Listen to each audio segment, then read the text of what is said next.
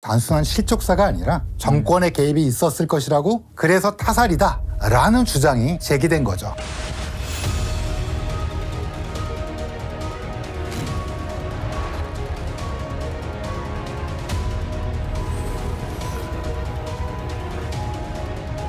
상황이 더 이상하게 느껴지긴 하네요, 확실히. 장준하 선생님을 굳이 뭔가 뒤쫓아간 느낌도 들고. 그래서 제가 봐도 이거는 사실은 조금 무리라고 보여지는.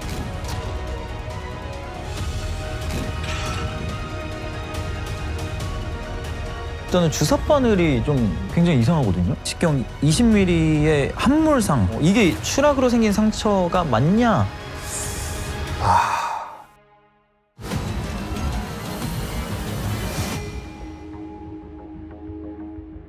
법의학자 유성호 교수님과 함께하는 사인의 추억. 네, 안녕하세요. 딘딘입니다. 안녕하세요. 유성호입니다.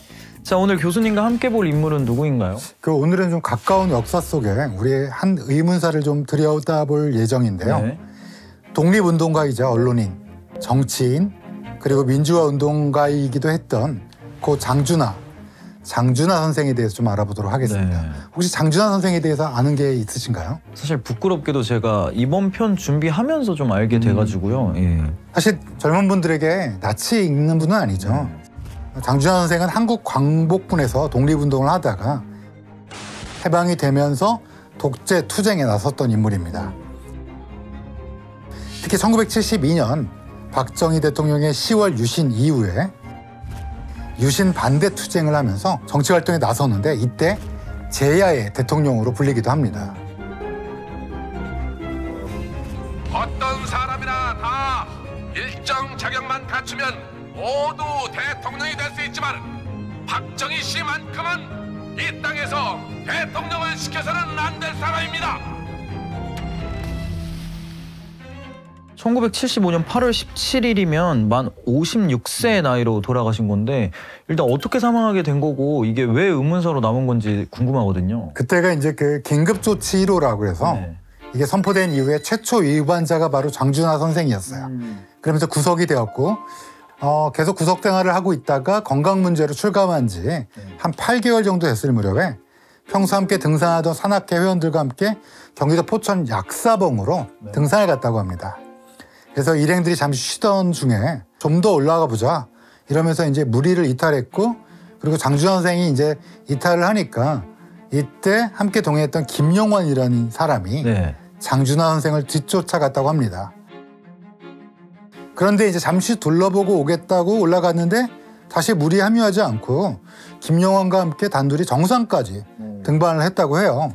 좀 이상하죠? 조금 그러네요.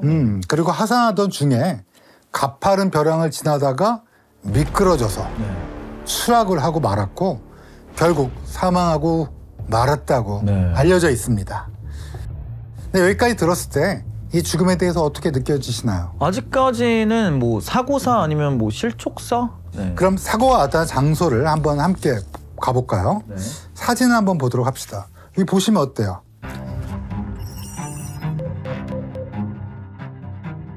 여기가 높이 12m, 경사가 75도 정도 되는 지점입니다. 이런 곳에서 떨어졌으면 확실히 위험할 수밖에 없는 것 같긴 한데요. 그렇죠. 여기 사실은 추락했다 그러면 위험했을 것 같죠. 높이 12m, 경사 75도. 그럼 여기서 추락한 시신의 모습이 어땠을까요? 다 부서지고 약간 난리도 아니었을 것 같긴 하거든요. 바로 이 지점에서 의문사의 가능성이 강력히 제기됩니다. 이 벼랑에서 떨어진 시신이, 사진 한번 볼까요? 너무 어떠세요? 깨끗한데요?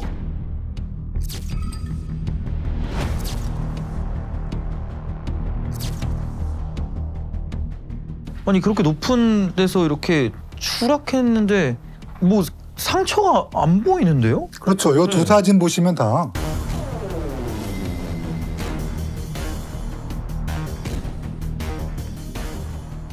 골절이 된다. 글쎄 그런 거는 내가 못 봤어요. 피 흘린 것도 못 봤고. 이게 높은 데서 떨어졌다는 사람이, 이게 산에서 떨어졌던 사람이 깨끗할 수가 있느냐고 말이야.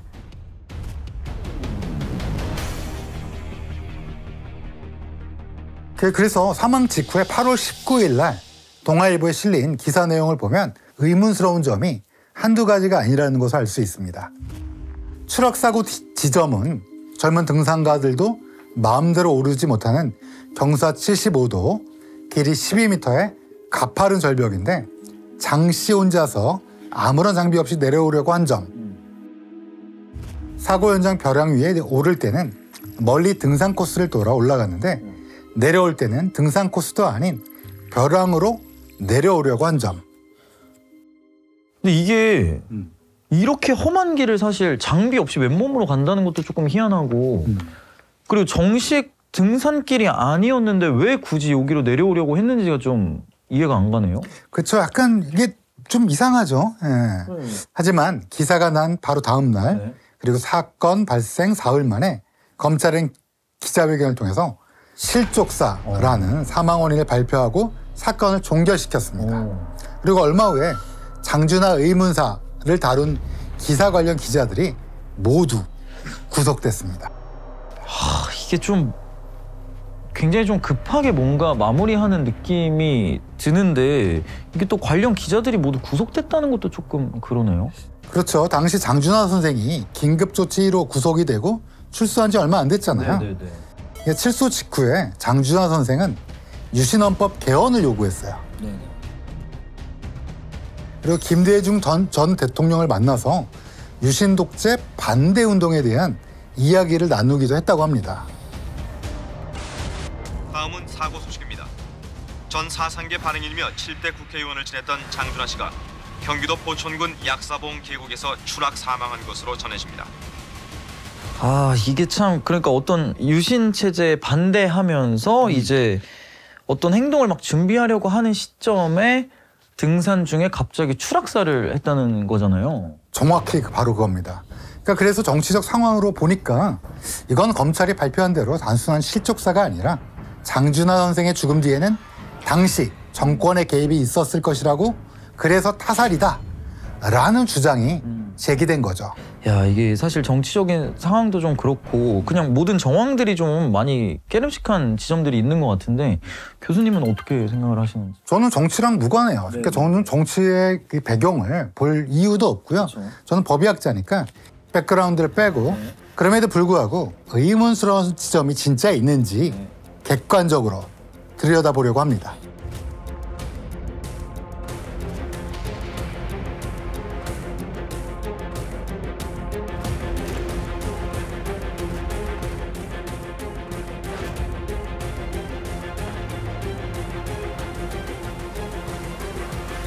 항상 뭐 현장이 중요하다고 하잖아요. 다시 현장으로 돌아가 보도록 합시다. 당시 사고를 목격한 유일한 사람이 하나 있겠죠. 네, 김용환. 저도 아까부터 그분이 좀 궁금하긴 했는데 이 김용환이라는 사람은 어떤 사람인지. 이분이 이제 장준하 선생이 국회의원 선거 때 선거운동으로 활동한 적이 있었던 인물입니다. 이후 연락이 쭉 없다가 갑작스럽게 산악회장을 통해서 당시 등산을 좀 하고 싶다라고 당일 모습을 드러냈다고 해요. 야, 이게 진짜 뭔가 상황이 더 이상하게 느껴지긴 하네요, 확실히. 장준하 선생님을 뭐 굳이 뭔가 뒤쫓아간 느낌도 들고 근데 그게 또 그 길로 단둘이 정상까지 등반을 한 다음에 하산도 단둘이 다른 일행들은 다 놔두고 갔다는 게 조금 이상하기도 하고. 그렇죠.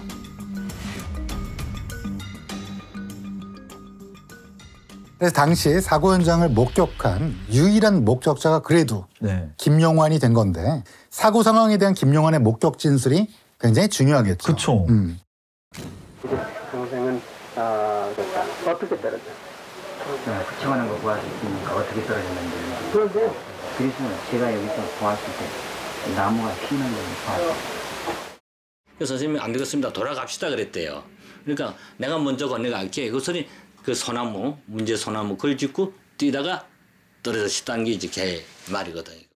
경사가 급해서 소나무 가지를 잡고 바위에 발을 딛다 나뭇가지가 휘청거리면서 미끄러져서 벼랑으로 떨어졌다.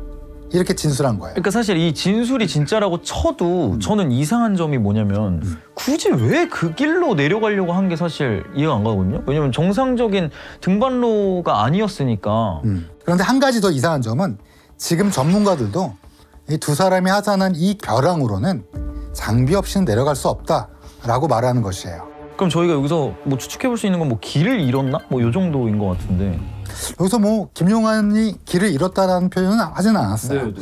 왜 그 길로 내려왔는지에 대한 언급은 전혀 없었습니다. 나중에는 떨어진 걸 못 봤다. 아까는 뭐 이렇게 아까 뭐 소나무 이거 얘기했는데. 그리고 떨어지는 것 같은 소리만 들었다.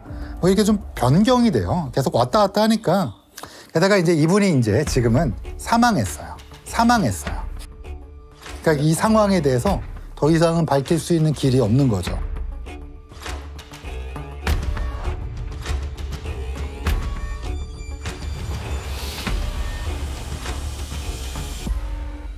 지금 제가 법의학을 하니까 우리가 지금 볼 수 있는 유일한 길은 딱 하나밖에 없죠.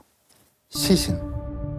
맞습니다. 이게 제일 이상한 게 저는 아니 이 벼랑에서 떨어졌는데 시신이 너무 깨끗하고 사실 찢어지거나 어디에 긁힌 흔적이나 이런 것들이라도 좀 나았어야 된다고 생각을 하는데 교수님이 이제 생각하시기에 만약에 여기서 떨어지면은 최소한으로 어느 정도 상처까지는 있어야 된다고 생각을 하세요? 사실 뭐 75도, 12m, 아우 높기도 높고 또 경사가 너무 급하잖아. 근데 그게 중요한 게 아니라 여기 보시면 어때요? 바위, 뭐 여러 가지 뭐 울퉁불퉁 나와 있는 게 있잖아요. 그리고 여기 뭐 나무들도 있고 하니까 사실. 그러니까 뭐 이건 꼭 법의학자가 얘기하지 않더라도 딘딘님께서도 생각해 보시면 어때요? 굴르면서 떨어지면 찢어지고 뭐 얼굴 막 이런데 뭐 천운이 있어서 뭐 얼굴이 안 다쳤다고 쳐요. 그래도 막 여기저기 긁히면 옷이라도 긁혀야 되는데. 그렇죠. 여기 보시면 옷도 비교적 깨끗해요. 아니 뭐 흙먼지나 이런 거라도 좀 묻어 있어야 될 것 같은데. 그리고 떨어지기 전에 이제 소나무를 잡았다고 했잖아요. 근데 여기 보면은 오른손에 이제 약간의 상처가 보이긴 하는데 이거에 대해서는 어떻게 생각을 하시는지. 소나무가 사실은 거칠은 표면을 가지고 있잖아요. 네네. 그래서 이게 잡고 있는데 미끄러졌다 그러면 마찰성 표피박탈이 있어야 돼요. 네네네. 그러니까 우리가 뭐 줄다리기 같은 거 하면 장갑 안 끼고 하면 여기 손 다 긁히잖아요. 긁히죠. 너무 면적이 작죠. 이게 살짝 뭐 이렇게 잡으려다가 만 것도 아니고 이게 나의 몸을 프로텍팅 해주는 소나무 가지다 꽉 잡았겠죠. 근데 미끄러지면 사실 여기만 생길 것 같진 않고 이렇게 촥 다 생길 것 그렇죠. 이 손가락 잡는 부분도 그렇죠. 지금 저희 둘이 이야기만 나누면서도 뭔가 너무 이상한데 이럴 때 가장 확실한 건 사실 부검이잖아요. 맞습니다. 그때 부검을 하지 않았나요, 그러면? 부검을 하지 않았어요. 이게 사실은 내가 안 그랬는데 라는 사람이 있어도 부검을 해야 되고 또 이분 유가족 입장에서도 당연히 부검을 해야 되잖아요. 근데 부검을 하지 않고 사망 직후에 검안, 눈으로 보는 것만 했어요. 시체 검안 소견서를 가져왔는데요. 한번 내용을 볼까요? 우측 측두 기저부의 직경약 20mm의 정원형 두개골 함몰 골절이 촉진으로 확인. 우측 둔부, 오른쪽 상박이니까 위팔, 외측면에 주사바늘 자국 확인. 전반적으로 골절상 확인 안 됨.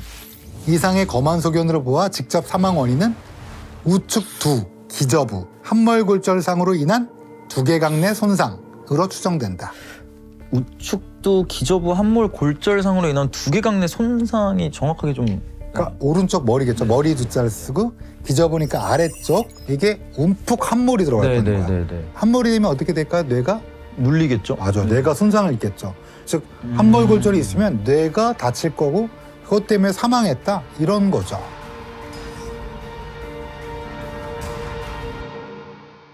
너무 많이 좀 희한한 것들이 있는데 저는 사실 지금 이 팔 그리고 엉덩이에 있다는 주사바늘이 좀 굉장히 이상하거든요.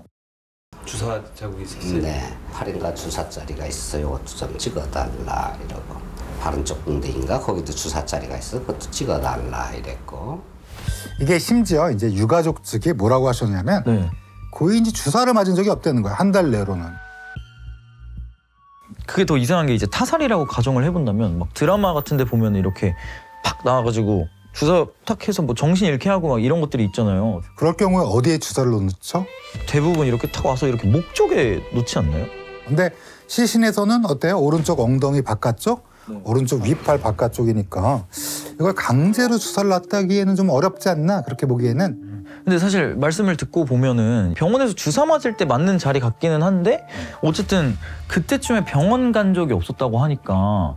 근데 생각해보면 저희 어릴 때 저는 병원 갈 때 그 건강보험증이라 그래가지고 그거 들고 다니면 막 거기다 이렇게 기록을 했었던 게 기억나거든요. 맞아요. 근데 이제 그게 이제 도입된 게 1989년도에 전 국민, 그전에는 이제 조합별로 하다가 이게 이제 1970년대라는 걸 생각해 보면 병원에서 기록이 안 남았을 가능성도 있다. 그리고 굳이 얘기를 안 하고 뭐 가셨을 수도 있는 거니까. 맞아요. 조용히 갔으면 알 수 없는 거예요. 아, 근데 또 이상한 게 이제 이 정도 높이에서 추락을 한 거면은 사실 온몸이 다 부러져도 이상한데 지금 머리 아래로는 골절상이 전혀 없는 거잖아요. 딱 하나 있죠, 골절. 그러니까 머리 아래로는 아예 없으니까 이게 가능한 건가요?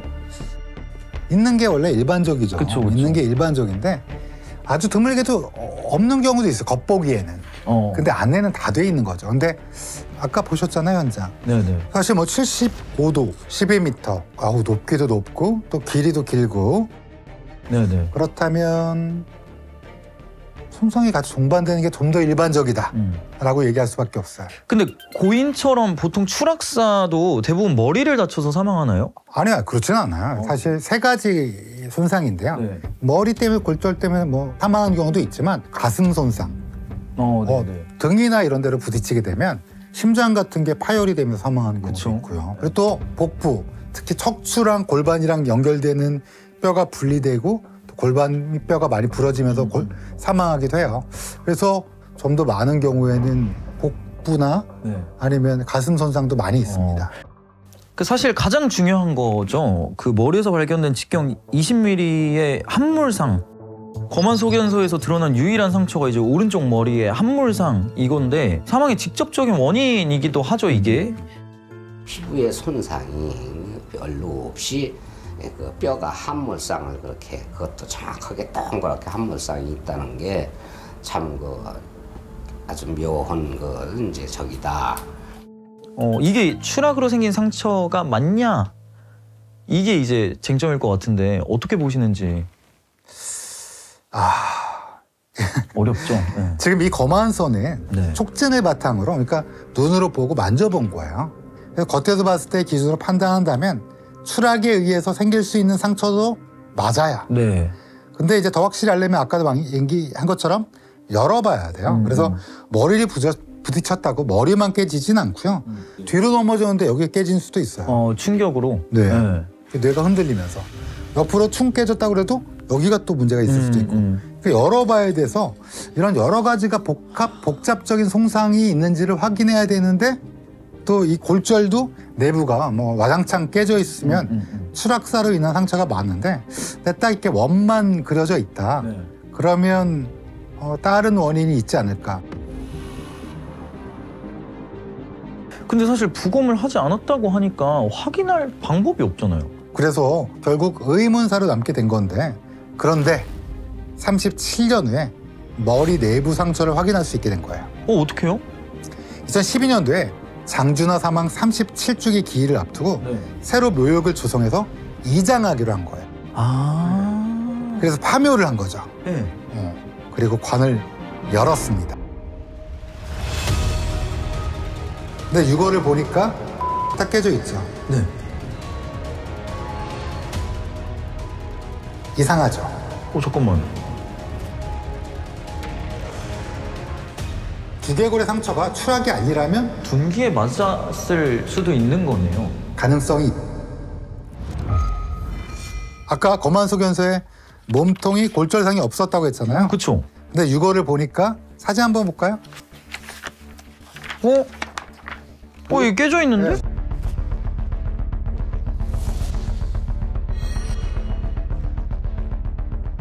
오른쪽 골반이 어때요? 골절이 있는데요? 몇 개로 나눠져 있죠? 4개.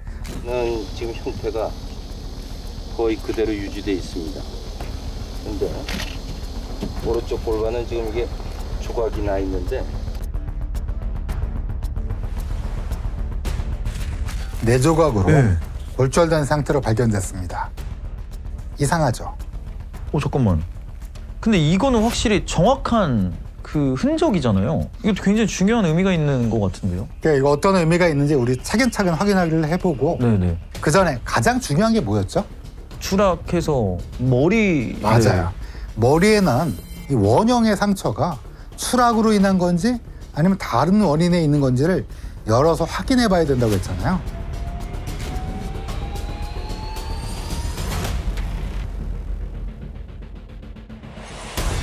상처가 어떻죠? 딱 동그랗게 이렇게 된 게 거만이가 얘기했던 그대로기는 하거든요. 그렇죠.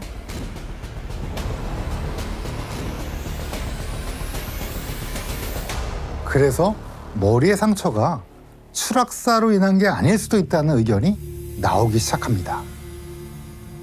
제가 실제 케이스 사진을 하나 가져왔는데요. 어떻게 보이나요?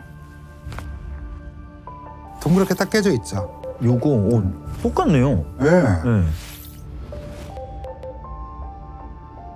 살인사건의 피해자 시신인데요. 네네네. 이 사건의 범인이 바로 유영철이에요. 저요? 네. 유영철 시그니처 혹시 기억하시나요? 제가 알기로는 그 망치를 짧게 만들어가지고 요만한 요 맞아요. 네. 큰 한막 요거를 끼운 걸 갖고 피해자를 공격했는데 이렇게 어떤 형태가 있는 무기를 갖고 머리를 공격하게 되면 그대로의 형태가 남는 거를 정형손상이라고 그래요. 요게 바로 고손상인 거죠. 근데 이게 어쨌든 둔기에 머리를 맞은 시신의 두개골 사진이랑 이 장준하 선생님의 두개골 모습이 비슷하다는 거는 그럼 장준하 선생님도 둔기에 맞았을 수도 있는 거네요.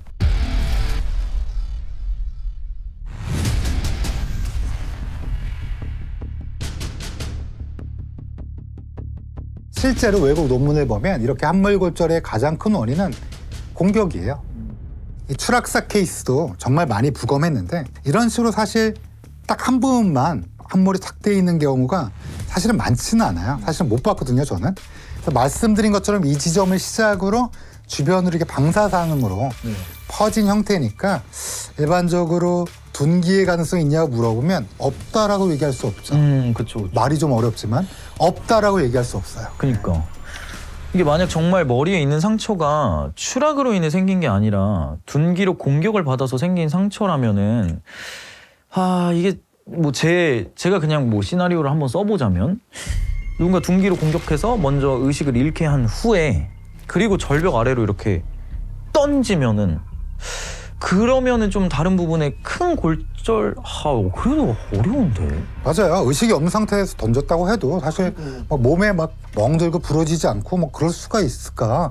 이게 좀 그 지점은 일단은 사실 너무 의심스러운 건 분명해요. 그런데 이제 유골이 드러난 후에 골절상으로 의심되는 흔적이 발견되긴 했죠. 오른쪽 골반뼈 아까 보셨죠? 이게 네 조각으로 나눈 거. 이게 좀 의심이 되는 거죠. 근데 이게 그러면 검안을 잘못한 건지 아니면 이걸 검안만으로는 확인을 할 수 없었던 건지가 궁금한데. 사실 검안만으로 골반뼈 골절을 확인하기는 어려워요. 왜냐하면 근육이 많이 쌓여져 있기 때문에. 그럼 이 엉덩이뼈 골절의 원인은 어떤 걸로 좀 볼 수 있을까요?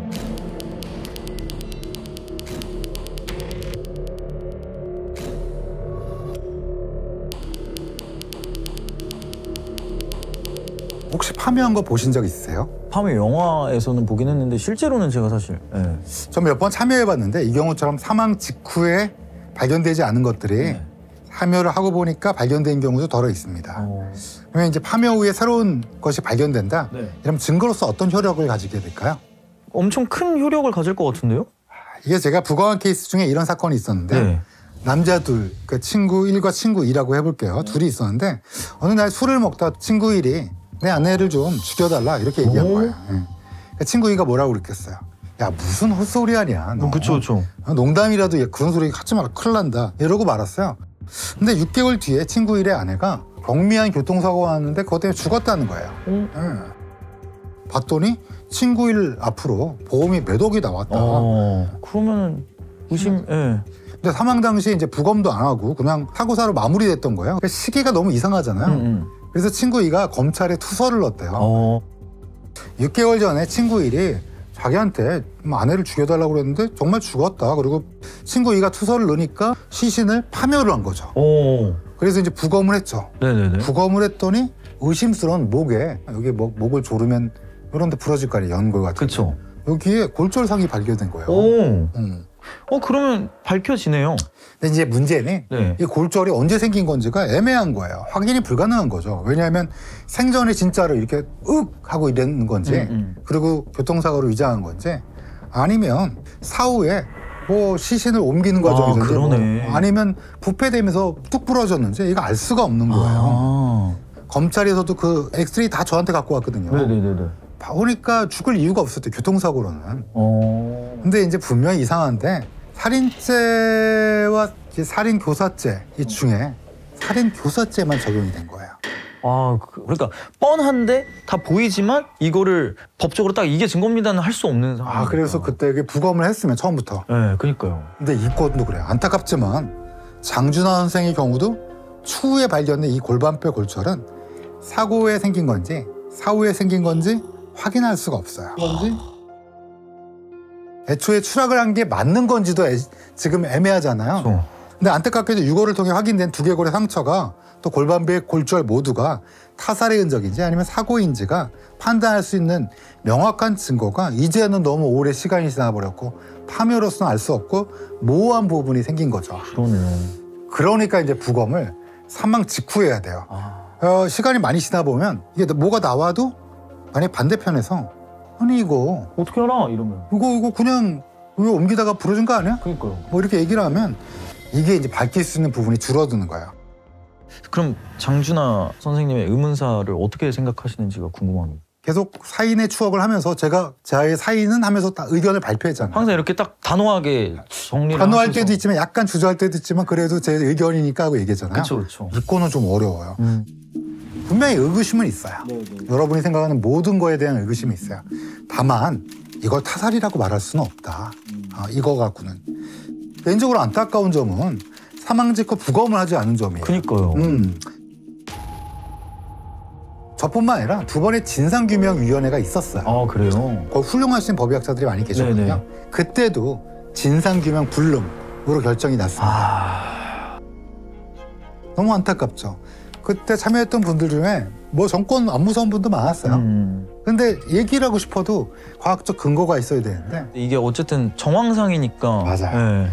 만약에 당시 정권도 저는 좀 안타깝게 생각해요. 만약에 정권이 당시 정말 결박했다면 이 죽음과 관련이 없다면 부검을 했어야 돼요. 그래야지 본인들도 억울할 거예요. 진짜 안 풀리죠. 했으면. 정확히 밝혔다면 근데 서둘러 사건을 다 이렇게 마무리하고 또 막 구속하고 기자들 오히려 말만 더 점점점 커지고 있지.